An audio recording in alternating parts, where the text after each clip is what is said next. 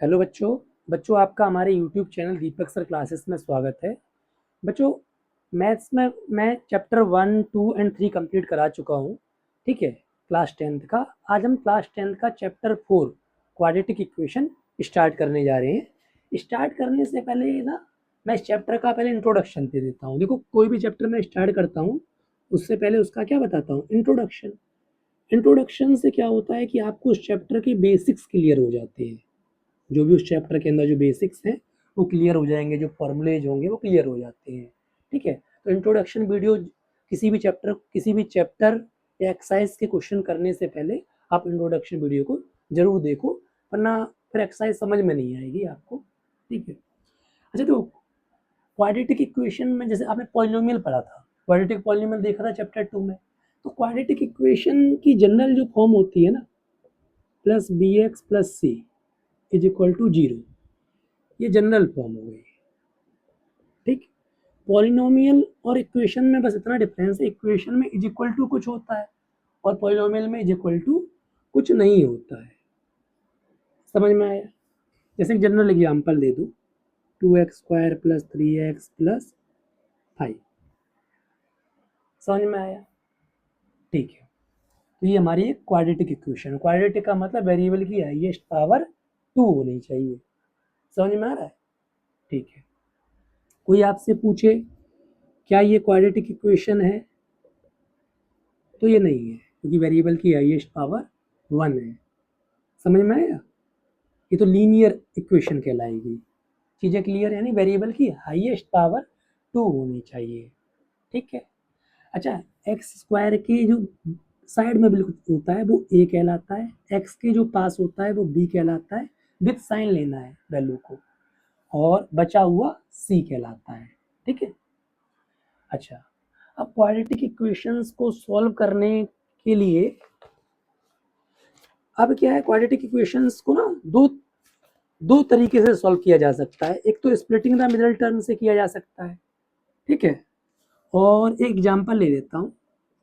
Quadratic equations को solve करने के दो मेथड हैं आपकी बुक में। ठीक है, अच्छा,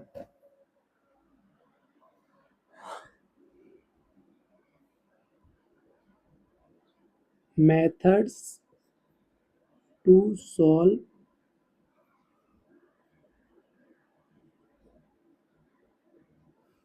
क्वाड्रेटिक इक्वेशंस।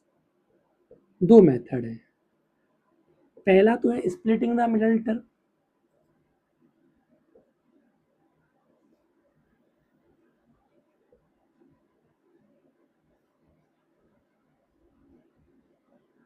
दूसरा मेथड है क्वाड्रेटिक फॉर्मूला। ठीक है, यानी एक तो आपने splitting the middle term 9th में भी सीखा होगा। ठीक है, अब क्वाड्रेटिक फॉर्मूला आप नया सीखोगे 10th में। ठीक है, मैं बताऊंगा अभी। अच्छा, इसको ना मैं स्प्लिटिंग से सॉल्व करता हूँ। ठीक है,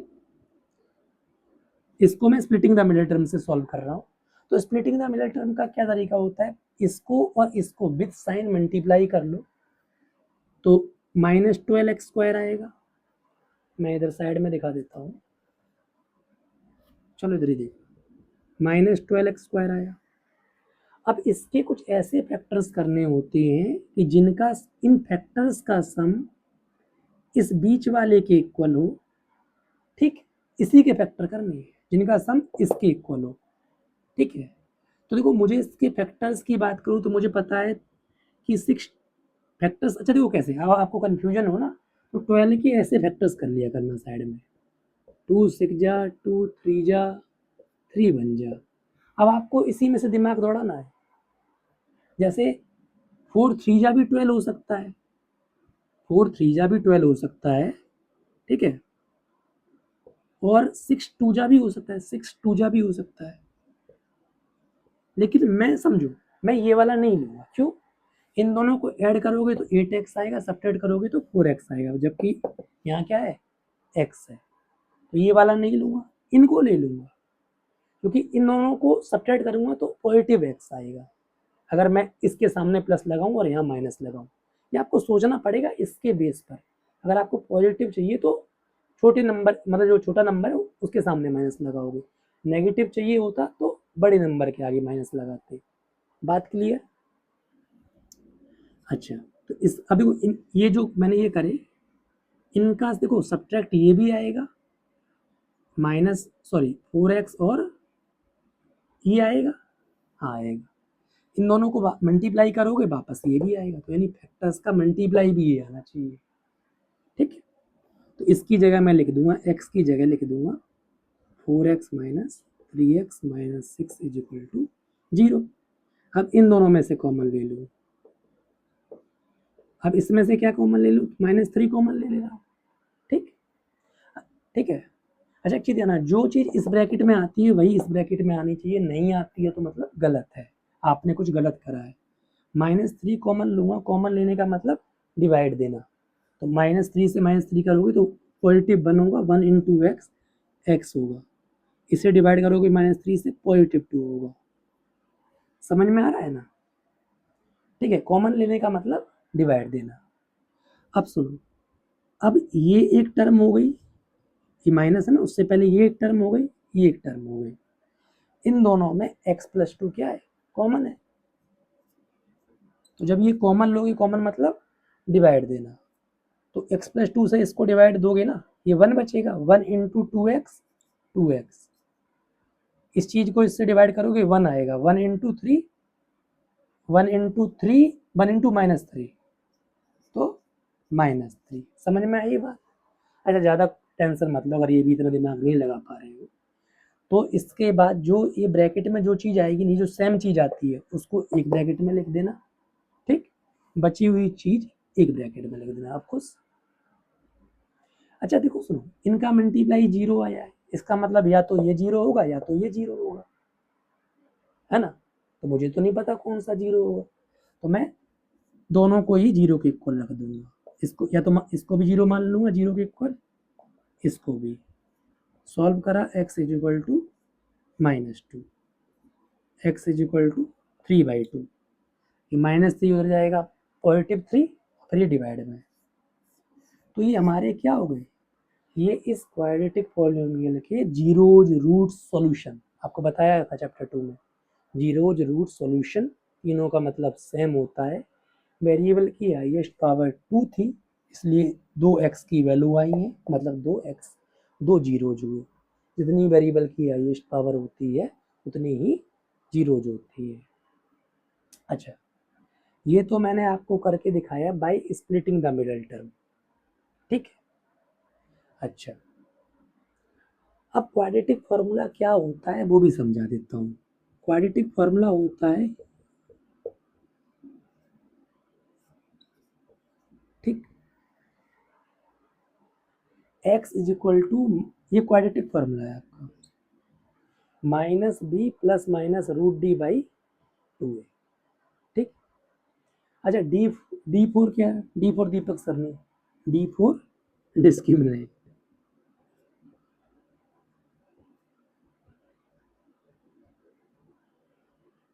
D4 डिस्क्रिमिनेंट। अच्छा, इसका भी फॉर्मूला है, अब ये कहोगे सर इसके अंदर भी फॉर्मूला, अरे है, D4 discriminant b² minus 4ac, ये डी कैपिटल डी डिस्क्रिमिनेंट का फॉर्मूला होता है। अच्छा यहाँ से मैं आपको बता दूं बी वगैरह यही है, x² के साथ वाला a, x के साथ वाला b, और ये बचा हुआ c। चीज़ें क्लियर है? ठीक है, आप किसी भी किसी भी मेथड से करोगे जीरोज या रूट सेम आएंगे। क्वेश्चन में गिवन है कि आपको इससे करना है, स्प्लिटिंग से करना है तो स्प्लिटिंग से करना, क्वाड्रेटिक से बोला है तो क्वाड्रेटिक से करना। चलो मैं इसी क्वेश्चन को आपको इससे सॉल्व करके दिखाता हूँ, सेम ही आएगा। ठीक है, ये क्वेश्चन था हमारा। यहाँ से पहले मैं एक काम करता हूँ, ए की वैल्यू लिख लेता हूँ, A2 है, बी पॉजिटिव 1 है, एक्स के साथ वाला बोला था ना, 1 तो होता ही है ना, B1 हुआ, C हमारा -6 हुआ, विथ साइन लेना है, मैं बार बार बोल रहा हूँ। ठीक, सी हमारा -6 हुआ। अच्छा, ये यहाँ पे प्लस माइनस है, ठीक है।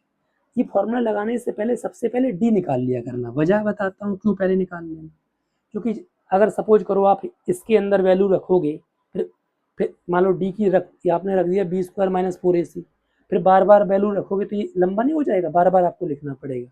तो क्वेश्चन से पहले ही डी निकाल लिया करना। हो सकता है कई बुक में आपको ऐसे मिल जाए, डी ना लिखाओ, ये लिखाओ, तो एक ही बात है, वो कंफ्यूज मत होना। b² - 4ac, b की वैल्यू 1 है, 4 इंटू ए 2 है और सी -6 है, ठीक है। इसे जब हम सॉल्व करेंगे ना, सुनो, 1 का स्क्वायर तो 1 होगा, ये 4 2 जा 8, 8 6 जा 48 और 2 माइनस है तो प्लस 48, यानी ये आपका 49 आ गया। तो डी की वैल्यू क्या आ गई? डी की वैल्यू आ गई 49। अच्छा, अब डी की वैल्यू 49 आ गई, तो इस फॉर्मूले में रखोगे आप, ठीक है। माइनस बी है ना, तो माइनस और इस फॉर्मूले का, और बी की वैल्यू क्या है? बी की वैल्यू 1 है, plus minus root d, d कितना है? 49 अपॉन 2 इंटू ए, तो 2 इंटू 2 4। क्लियर? अच्छा, -1 प्लस माइनस रूट 49 क्या होता है? 7, क्योंकि 7 का स्क्वायर 49 होता है, ठीक। अच्छा, अब देखो, एक बार क्या करना है, एक बार तो आपको प्लस, एक बार तो -1 + 7 लेना है, एक बार -1 - 7 लेना है, क्योंकि प्लस माइनस लिखा है, ठीक। तो देखो इधर करता हूँ, -1 + 7 ले रहा हूँ, ठीक, और एक बार दोनों माइनस लूंगा, है ना, क्योंकि फॉर्मूला है,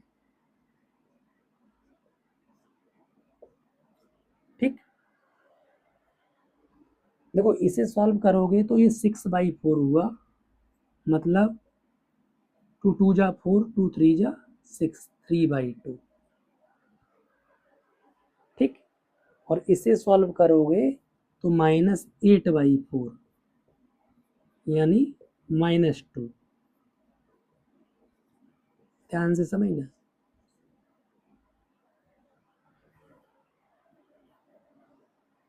ठीक है।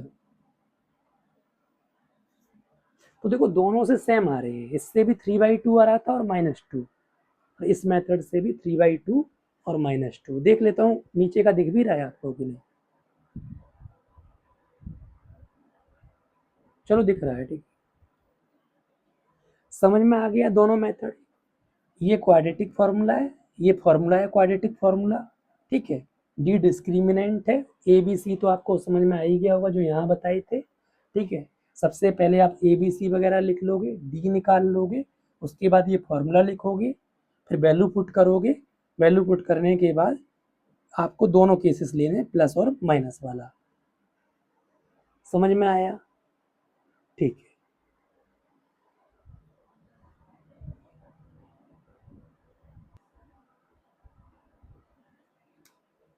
अच्छा, एक चीज को और समझना, आपको ना ऐसे और आता है कि आपको ये पता करना होता है एक्सरसाइज जब करोगे कि नेचर ऑफ रूट्स, रूट्स का नेचर कैसा हुआ। नेचर का मतलब अच्छे बुरे नहीं, ठीक है। नेचर का मतलब ये हुआ कि कोई भी क्वाड्रेटिक इक्वेशन दी गई है तो उसमें जो रूट्स आएंगे, यानी एक्स की जो दो वैल्यूज आती हैं, या रूट्स सॉल्यूशन या जीरो जाएंगे, क्या वो दोनों सेम आएंगे? कई बार आप सॉल्व करोगे तो दोनों एक्स की वैल्यू सेम भी आती है, कई बार डिफरेंट आती है, कई बार ऐसा होता है कि वो क्वाड्रेटिक इक्वेशन सॉल्व ही नहीं हो पाती है, ठीक है। तो मैं समझाता हूँ वो कैसे पता करोगे। अच्छा, नेचर ऑफ रूट्स जो है ना, वो हमें पता चलता है डी से। अगर डी 0 से बड़ा आया, डी अगर 0 से छोटा आया, और डी 0 के इक्वल आएगा। 3 चीज़ें होती हैं। डी फॉर डिस्क्रिमिनेंट, जिसका फॉर्मूला मैंने बताया था बी स्क्वायर माइनस 4ac। ठीक है, ये बी है, ये ए है, ये सी है। देखो 0 से बड़ा होने का मतलब पॉजिटिव, ठीक, ग्रेटर देन 0 मतलब पॉजिटिव, लेस देन 0 मतलब नेगेटिव, इक्वल टू 0 तो 0। ठीक, अगर 0 से बड़ा आता है तो ध्यान रखना 2 डिस्टिंक्ट रियल रूट होंगे। डिस्टिंक्ट का मतलब हो गया डिफरेंट, रूट्स होंगे, रियल रूट्स बोल दो या 0 जो भी कहना चाहो। डिस्टिंक्ट का मतलब हो गया डिफरेंट, यानी x की दोनों वैल्यू डिफरेंट आएंगी। लेस देन 0 पर नो रियल रूट, कोई रूट निकलेगा ही नहीं, कोई जीरोज निकलेंगे ही नहीं, मतलब वो क्वाड्रेटिक इक्वेशन सॉल्व ही नहीं होगी। इज इक्वल टू 0 है तो 2 इक्वल रियल रूट, यानी दोनों x की वैल्यू सेम होंगी। आई बात समझ में, यानी नेचर ऑफ रूट्स d की वैल्यू से हमें पता चलता है। ठीक है, d ग्रेटर देन 0 तो 2 distinct real root, less than 0 no real root, equal to 0 2 equal real root. ठीक है, अच्छा सुनो, तो कई बार क्वेश्चंस आपकी एक्सरसाइज में जब मैं कराऊंगा तो वो कहता है अगर रियल रूट एग्जिस्ट करते हैं तभी इसे सॉल्व करो, तो यानी आप पहले डी निकाल लोगे। अगर डी की वैल्यू पॉजिटिव आती है इक्वल टू 0 आती है तो क्वाड्रेटिक फार्मूला से सॉल्व करना, और नहीं आती है तो आप छोड़ देना। ठीक है, लिख देना नो रियल रूट एग्जिस्ट। ठीक है, उम्मीद करता हूँ आपको समझ में आया होगा। ठीक है, स्क्रीनशॉट लेना चाहो तो स्क्रीनशॉट ले लो, फिर हम मिलते हैं नेक्स्ट क्लास।